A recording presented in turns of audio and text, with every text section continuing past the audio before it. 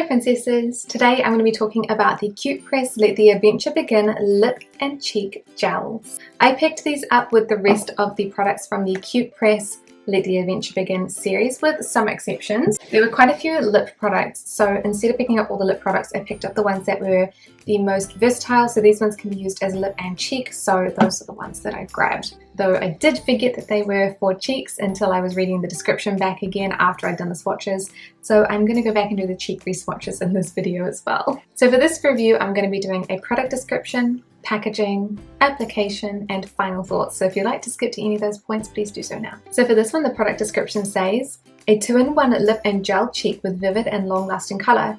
It has a lightweight, comfortable texture and provides 8 hours of hydration. For the packaging, these ones are very cute. They have their own little colourless tube which shows the colour of the product, which is great, and it has a little outline of each of the characters on the front, which is so adorable.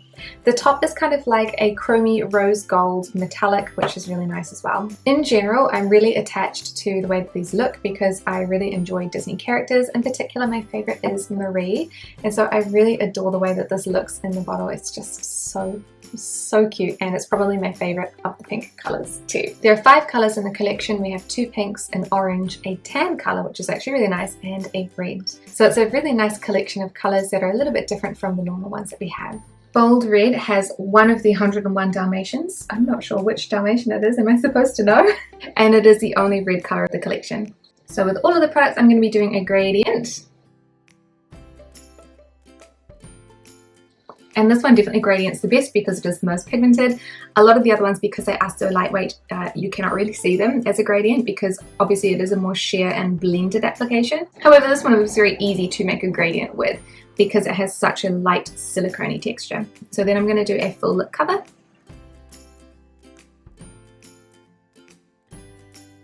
And here's how we're looking for one layer. I really enjoy the way that these apply. They have a kind of flat doe foot applicator, but it works really well for the product because the product itself is very thin on the lips. I think that I could probably get this more red because this kind of looks like a nice soft berry, but I'm pretty certain I can get it a bit redder if I put a bit more on. Okay, so that looks a lot more like the colour in the tube as well. So it's still like a berry red, but that one actually looks more red, whereas before it was kind of like a washed out berry, which is also nice. That is 2 layers of the product, so my lips do feel quite slippery. The texture itself is quite a like thin silicone-y sort of feeling, so it kind of feels like this anyway. It just feels like I need to be a little bit cautious with my mouth if I have 2 layers, because the product itself doesn't really absorb into the lips. It kind of just stays on top of the lips. So I found that as I'm wearing them, I do tend to get a ring around the center of my lip where the product wears off in the middle because it's not staining and it's not sticking. This can be a pro or a con. It was great for doing swatches because I could do all 5 colors and my lips did not get stained. They got a little bit pink from wiping, but no staining. But if you're wanting something that wears all day, maybe not the best because you're not going to get any staining power from it. Especially at the moment with mask wearing, I feel like it's going to be a little bit more tricky because obviously it's going to be touching the face and this is probably going to rub off. But this one is called Bold Red. Bold Red looks really nice, but I do have to work really hard to share this one out, and there's kind of not much point because it is red, so it's not the one that I use the most as a blush.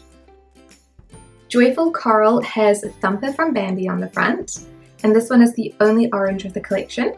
This one looks okay as a gradient because it is different to my natural lip colour, so you can actually see it, but because they are so sheer, I don't think that it works the best. It's not my favourite thing to gradient, to be fair. And this is how it looks as a full lip colour because it is a little bit more sheer, which is getting so repetitive, I know. It does look a little bit more peachy, and I really enjoy how this one looks on my lips. I get a bit of wear out of this one, not quite as much as the pinks because I love pink, but it is still a really nice colour. It does look really nice on the lips as well. It doesn't enhance any of those flaws that I have, which are quite numerous. So this is Joyful Coral. Joyful Coral is the orange colour. This one actually looks really nice as a blush too. I think that pretty much all of them look nice as blushes. It sheers up beautifully and it looks great on the skin.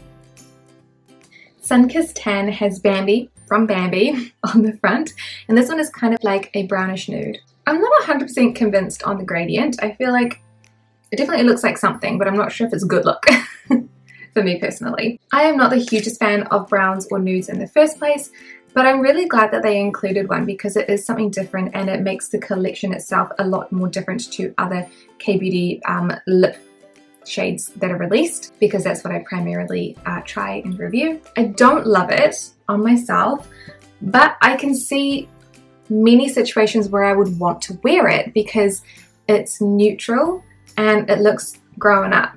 So like grown up in double quotes, because like what really is grown up? Does that make sense? I hope that makes sense. So even though it's not one that I would pick for myself and go, oh my god, I love that color, I can see myself wearing this a lot. So this one is called Sunkissed Tan. Sunkissed Tan is the brownish shade. So for the blush, this one looks quite natural. I actually kind of like the way this one looks as the blush. I would wear it as the blush too. Polite Pink has the picture of Dumbo on it and it is the lightest pink. This one is also kind of warm toned, whereas the one with Marie on it is a little bit more cool toned. This one doesn't really gradient well because it's quite light, but that is somewhat what it would look like if it was gradiented. Kind of just looks like the same application but with slightly lighter hands, so it's a little bit paler. And here is the full application. I really enjoy this color, but I do feel like it is a little bit difficult to apply because it is so sheer, or more sheer or lighter than the other colors. I feel like sometimes it can get a little bit streaky and I often need to kind of like really finesse the color so that it looks even. It is a really beautiful color though, so it's kind of worth it for me. And the packaging is so cute too. So this one is Polite Pink. Polite Pink is a warm toned pink and this one looks really gorgeous as a blush. It is quite sheer, so I do have to build it up a little bit more than some of the other colors though. Bubblegum Pink has Marie on the front from the Aristocats. And this one is slightly deeper than Polite Pink and it is a little bit more cool toned. I really like this one as a gradient because it is so close to my lip color, but I tend to put something darker on the inside, so I might use this one as the base color and then the red on the inside, because otherwise you can't really see it. And here is the full lip cover. I really enjoy this color because I feel like it is a little bit more natural in comparison to the Polite Pink, which has got Dumbo on it. This one seems a little bit more bright in a way, even though it is lighter in color. It just doesn't really fit my skin tone as much, I think, me personally. I also really love Marie on the front of this one, so it's like super perfect. I think it looks really nice and it's quite easy to apply, so I quite enjoy that one. So this one is called Bubblegum Pink. So I've got unpowdered skin and I'm going to start by applying just a little bit on this cheek. So just a little bit, there's actually going to be a fair amount. And I'm going to blend it out a little bit with my finger first to get it kind of like where I want it to be. And then I'm going to use my puff today and just blend the outside out like that. And this is as much as I would normally wear. You can put a little bit more on if you want a little bit more. That was a lot more. Whoops. The texture of the product is pretty nice. It's very thin, very silicone-y, so it's pretty easy to spread out. I do just like to go around the edges with that puff just to kind of cement it in like that. So this is how it looks in comparison to this cheek. So there's no product with the product there. And then I'm going to do the other side. And this is how Bubblegum Pink looks. Now the issue is when you powder it. So I am going to powder one side of my face using the Hourglass, what do you call, translucent setting powder. I'm going to pick up a little bit on this brush and I'm just going to pop it over the top of the colour.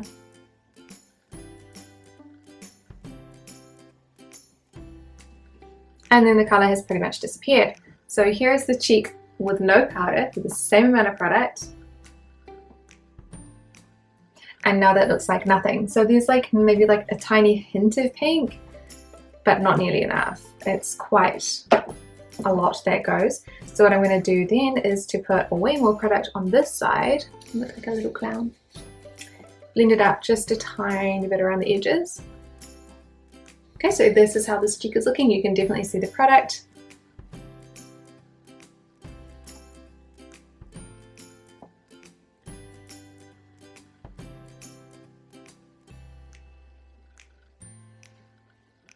And that is the application.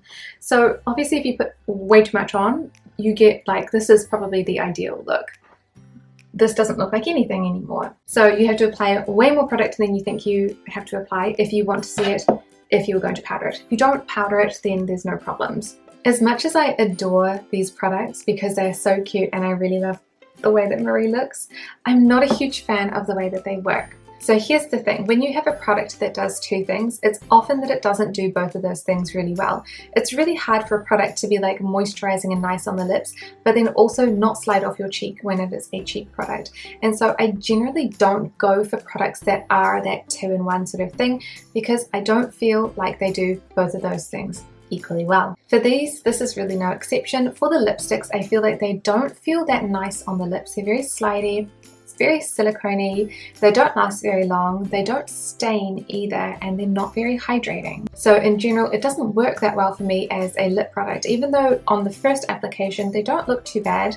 They're fairly forgiving on drier and more flawed lips, but in general, the longevity, they just do not hold up. And this is even without eating or drinking. After about an hour, maybe 2 hours max, the color is pretty much faded away. Then for the cheek, I feel like they look okay to start with. Some of the colors for me particularly are a little bit too pigmented. Like I really do struggle with the red color. That's a lot too much for my cheeks, to be fair. The pink colors are easy to blend. And they look nice to start with, but I would normally powder my skin, and when you apply powder, they pretty much disappear. So unless you're not powdering your skin, I really don't see these working that well as a cheek product, because you just cannot see them. So that kind of puts us in a slightly difficult position, because they don't particularly work well for my lips as a lipstick, and they also don't particularly work well for me as a cheek product, because I almost always powder my cheeks. The only exception being is when I use my Ilia Super Serum Skin Foundation. I don't always powder my skin when I use that product, so I might be able to use this product when I'm using that foundation, but that's really about it, and it's just super limiting. If you're not powdering your skin, then these actually might work out well for you if you like a product that does a two-in-one and you don't mind reapplying the lipstick. But I find that a lot of people do not like it if you have to reapply lipstick all the time, so that may be a really big negative for most people. All in all though, the packaging is just so cute. Like if you are a Disney lover and you can kind of go past those little negative points, I would totally recommend them, because they are so adorable and they are very small, so they are probably gonna last you forever as well, because honestly, like, when was the last time you finished a lip product or a cheek product?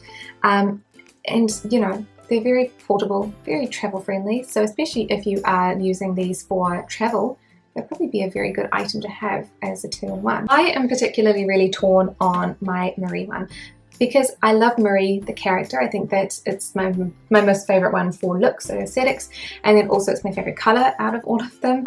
I'm kind of like, should I keep this one just because I like it? I'm not 100% sure. I feel like the other 4 colors though, they're just not as great for me because of all of those reasons that I've already mentioned, so I probably won't be keeping those, but they were still so fun to play with and so fun to try nonetheless. So I would recommend them for any princesses who are looking for Disney themed packaging, looking for something that is multi-purpose and is maybe not powdering the skin, or is okay with reapplying lipsticks every 1 or 2 hours. So thank you guys so much for watching this review, and I will see you in the next one. Bye!